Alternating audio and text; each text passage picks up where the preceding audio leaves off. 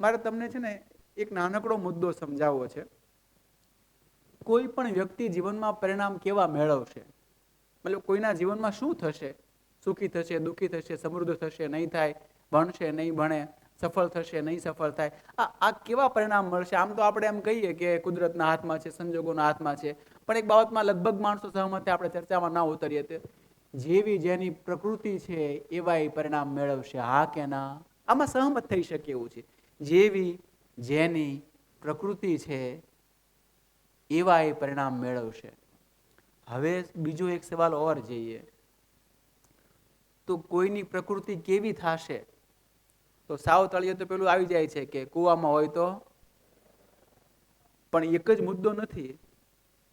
પ્રકૃતિ કોઈની કેવી થશે તો એનું સીધું સાદું છે, જેવું એને પર્યાવરણ મળશે. હા કે ના? એના મા બાપ હોય, પરિવાર હોય, સમાજ હોય, શિક્ષકો હોય, મિત્રો હોય, આ બધું ભેગું મળીને એક પર્યાવરણ બને છે. હા કે ના? આ જેવા પર્યાવરણમાં રહેશે એવી પ્રકૃતિ થશે, અને જેવી પ્રકૃતિ થશે એવા પરિણામ મળશે. હા કે ના?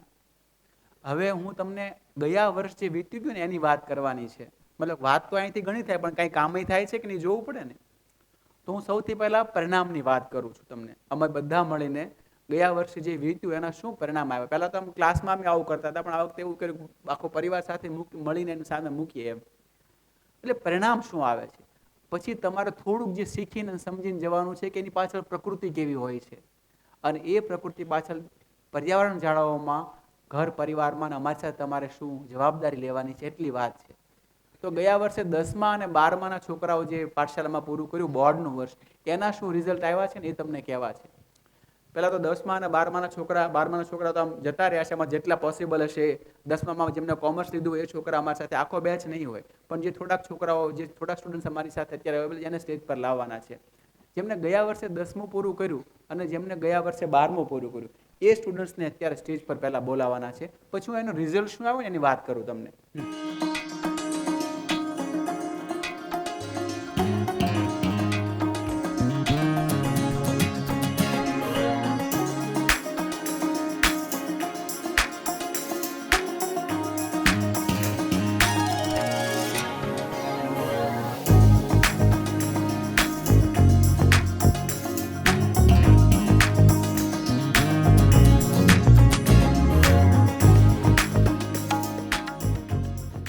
આ 10મું અને 12મું પૂરું કર્યું ને એમાં અત્યારે બધા અમારે ત્યાં નથી, પણ આજે અમે સ્પેશિયલ બોલાવ્યા. તેમાં આખો બેચ નથી, પણ 50-60% છોકરાઓ છે.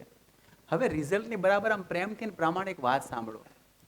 જો દરેક સ્કૂલ પાસે, દરેક ક્લાસીસ પાસે, દરેક સંસ્થાઓ પાસે 2-5 છોકરા એવા હોય કે જેના આધારે તરી જતા હોય. હા કે ના? એ 2-5 છોકરા છે ને એવા હોય કે રિઝલ્ટ લાવે. આપણે ત્યાં ખબર, તમને તો બધી આમ ખબર ન હોય અંદર અંદર, મતલબ કોઈ છોકરો 10મામાં બહુ સારું રિઝલ્ટ આવ્યું ને તો ઘણી સ્કૂલો એને એવી ઓફર કરે કે અમે તમને સામેથી પૈસા આપશું, તમે અહીંયા આવી જાઓ. એટલે અમુક શહેરોમાં તો આખી ટ્રેન્ડ છે, તમને ખબર નહીં. કેમ કે એ 1-2 છોકરાનું રિઝલ્ટ આવે અને એ છોકરાનું પાછું રિઝલ્ટ ત્યાં ટ્યુશન જાય તો આવે એમ હોય, ગમે ત્યાં જાય તો આવે એમ હોય. એ ટ્યુશન જાય તો આવે એમ હોય, ટ્યુશન ન જાય તો આવે એમ હોય. એ છોકરું જે છે, સમજાય છે? હા કે ના? એ તો આપણને ઘણાને ખબર છે ને કે આમ એ છોકરું જે છે, એ બાળક જ એ છે કે જે ગમે ત્યાં જાય તો એનું રિઝલ્ટ આવવાનું હોય. અને દરેક શાળા પાસે, દરેક સંસ્થા પાસે આવા 2-5 છોકરા હોય. અમારી પાસે છે, પછી એની વાત કરીએ. પણ કોઈ સંસ્થાનો ઓરિજિનલ પુરુષાર્થ કોને કહેવાય? કોઈ વાતાવરણનું ઓરિજિનલ પરિણામ કોને કહેવાય? કોઈ માહોલની ઓરિજિનલ કંઈ ઉત્પાદન થાય છે તો કોને કહેવાય? તો એકે એકને શું ફરક પડે છે? માની લો કે અમે પુરુષાર્થ કરતા હોઈએ અને ખરેખર અમારા ત્યાં પ્રોડક્ટિવ બાય રિઝલ્ટ પાઠશાળાની જે આઈડેન્ટિટી છે એ આઈડેન્ટિટી જળવાતી હોય તો આ દરેક બાળકનું શું થાય? એટલે પાઠશાળામાં ધ્યાનથી સાંભળજો, ક્યારેય અમે 1, 2, 4, 5 બાળકો જે હોશિયાર હોય છે એનું સન્માન તો થાય જ, પણ એના આધારે અમારું રિઝલ્ટ નક્કી કરતા નથી. આ છોકરાને 92 કેટલા હતા? 89 હતા. અને 10thમાં 88 હતા. 12thમાં 89 આવ્યા. એ 10thમાં 88 હતા, પછી એ 12thમાં અમારે ત્યાં ન આવ્યો હોત તો એને 89માં 60 થઈ જાય એવું લાગે છે? હા કે ના? માની લો કે દાખલો છે, એને હું આમ ઓળખું છું પર્સનલી, મેં કીધું. સવાલ એ છે કોઈ સંસ્થાનો ઓરિજિનલ પુરુષાર્થ કોને કહેવાય કે એક એક બાળકનું શું થાય. પાઠશાલા પ્રોડક્ટિવ બાય રિઝલ્ટ છે અમે કહીએ છીએ. પાઠશાલામાં અમે વારે વારે એવું કહીએ કે પાઠશાલામાં કોઈ વ્યક્તિ નથી ભણાવતું, એનું પર્યાવરણ બાળકોને ભણાવે છે. તો પર્યાવરણની સામૂહિક અસર કેટલી જાદુઈ હોય એ તમને કહું. આ જેટલા બાળકો ઊભા છે, ગયા વર્ષના 10 અને 12માના બાળકો છે, આ બાળકોના એવરેજ ઇમ્પ્રુવમેન્ટ 6% છે. Average improvement. અને આને અમે અમારું રિઝલ્ટ મૂકીએ છીએ. આના ગયા વર્ષના બેચના એવરેજ ઇમ્પ્રુવમેન્ટ 8% હતું. આ વખતે અમારો એવો ગોલ છે કે એવરેજ ઇમ્પ્રુવમેન્ટ 10% હોવું જોઈએ. એવરેજ એટલે આમાં કોઈને 15% વધ્યા હશે, કોઈને 12% વધ્યા હશે, કોઈને 6% વધ્યા હશે, કોઈને 2% વધ્યા હશે, કોઈને એના જ રહ્યા હશે. પણ એવરેજ કાઢો તમે તો જેટલા છોકરાઓ છે એ બધાનો એવરેજ ઇમ્પ્રુવમેન્ટ 6% છે. આ 10માનું 12માનું રિઝલ્ટ છે. સૌથી પહેલા તો આ બધા છોકરાને એક સારો ગ્રુપ બન્યું હતું, એક સારો માહોલ બન્યો હતો. બધાએ ખૂબ મહેનત કરી અને એવરેજ 6%નું ઇમ્પ્રુવમેન્ટ બધાને કંઈક ને કંઈક વધ્યું છે. કોઈને 10 વધ્યા હશે, કોઈને 12. આમાં શું આવ્યું હતું હાઈએસ્ટ ઇમ્પ્રુવમેન્ટ? 12th स्टैंडर्ड में नमिता यशवी उनके 11 એક છોકરીને અહીંયા 28% એટલે 9thમાં જે આવ્યું હતું ને એનાથી 10thમાં 28%, મતલબ 60 આવ્યો હોય તો 70, 88% આવ્યું હોય. 60 વાળો છોકરો 88, 90 સુધી પહોંચે એટલે એ એમ બહુ ઘણું કહેવાય ને એમ. બીજું શું હતું આમાં? કોણ છે કોઈ? ये नमिता और यशवी है ना, उनके 11, 12 या 13% बढ़े हैं. आगे नमिता कौन है? नमिता थोड़े आपको यशवी. 13% बढ़े. और किसका? यशवी गोयाणी. यशवी आपको कितने परसेंट बढ़े? 13. આ એવરેજ ઇમ્પ્રુવમેન્ટ છે. આ 10માનું 12. હું થોડા રિઝલ્ટની વાત કરું. સૌથી પહેલા બધા બાળકોને નાનકડી સ્ટેજ પર બોલાવ્યા છે, ગિફ્ટ આપી છે કે એમને સાથે મળીને એવો પુરુષાર્થ કર્યો છે પાઠશાલા. બધાનું એવરેજ ઇમ્પ્રુવમેન્ટ 6% છે. પછી એમાં જેમને A+, A2 આવ્યા છે એની વાત કરી. પણ આ બધાને એક નાનકડી ગિફ્ટ આપીએ પહેલા.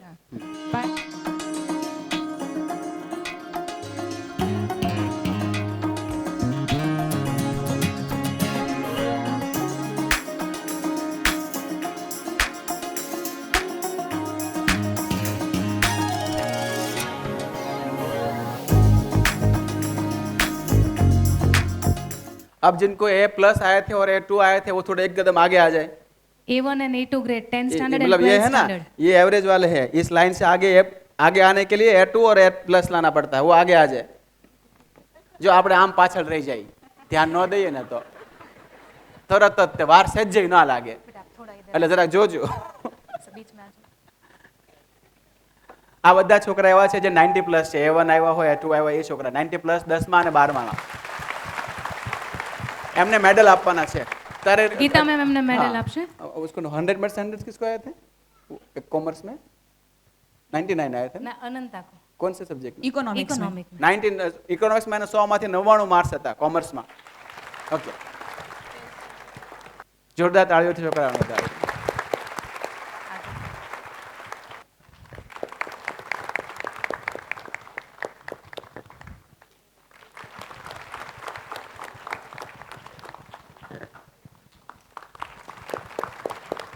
આ 10th અને 12thના છોકરાઓ છે એ છોકરાઓ બહુ સરાહનીય છે જેને 90+ માર્ક્સ આવ્યા. પણ અમે એમ માનીએ છીએ કે આ બધા પાછળ છે એમાં અમારું કંઈ કામ હોય તો એવરેજ ઇમ્પ્રુવમેન્ટ 6% થયું છે આ પાઠશાલા છે. અને એટલે અમે ક્યારેય છેલ્લા 10 વર્ષથી ક્યારેય એવું નથી કર્યું કે અમે 2-4 તેજસ્વી છોકરાના ક્યાંય ફોટા નથી મૂક્યા, તમે સામે વાત નથી મૂકતા. એ સરાહનીય જ છે એમ. પણ અમે સંસ્થાનું પરિણામ એ મૂકીએ છીએ કે એવરેજ ઇમ્પ્રુવમેન્ટ શું હોય. મોટે ભાગની સંસ્થામાં તમને આ વાતને અડવાની હિંમત ના થઈ શકે. 5000 છોકરા હોય, 5 છોકરાને A1 A2 આવ્યો હોય, તમે બાકીના રિઝલ્ટ પૂછો તો ખ્યાલ આવે. આપણે આ સાથે મળીને કર્યું છે. જે એક વ્યવસ્થિત પરિવારમાંથી બાળકો અહીંયા આવે છે, અમે એની સાથે પુરુષાર્થ કરીએ છીએ અને સારું પરિણામ આવે છે, સ્વાભાવિક છે. છેલ્લી વાર જોરદાર તાળીઓ આ 10મા અને 12માના છોકરાઓ માટે. Okay, thank you very much.